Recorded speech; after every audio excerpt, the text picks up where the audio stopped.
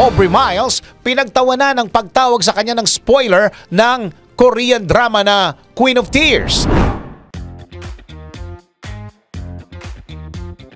Para sa aking balitang showbiz, hindi sineryoso ni Aubrey Miles ang pagtawag sa kanya ng spoiler na isang netizen na nabad trip sa kanya matapos siya mag-post ng short video ng finale episode ng K-drama na Queen of Tears sa Netflix. Noong linggo na air ang final episode ng Queen of Tears, ngunit bago pa ito ay nag-post si Aubrey ng isang maiksing video ng Queen of Tears finals na kasimula pa lang sa Netflix. Nilagyan ito ni Aubrey ng caption na, "Queen of Tears, kaya mo pa ba tonight? Feeling ko bibigay ka na eh. Hindi ka na nga nakatulog, paano na tayo mamaya?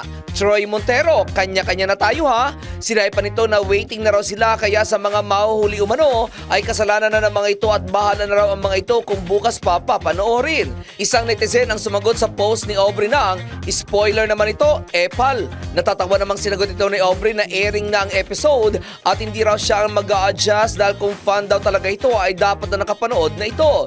Lahat umano ay nakapanood na at ito na lang ang hindi pa nakakapanood. Sumagot ulit ang netizen na may Netflix daw siya at doon daw sana niya unang panonoorin at hindi raw sa post ni Aubrey na sinagot naman ang actress ng, "Go na girl, kaya mo yan," at nilagyan ito ng laughing emoji ang kanyang komento.